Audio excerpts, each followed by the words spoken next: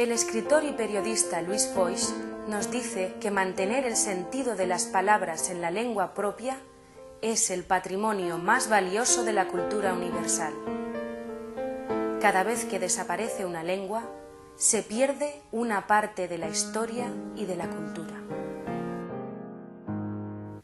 Una lengua es un monumento levantado por los humanos a lo largo de los siglos.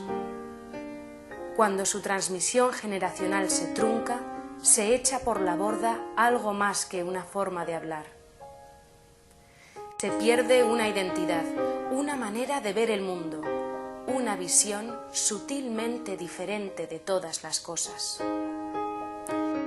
Las generaciones pasan, los tiempos ofrecen fotos evolucionadas de nuestra sociedad, pero la lengua permanece y es el enlace entre el pasado y el presente.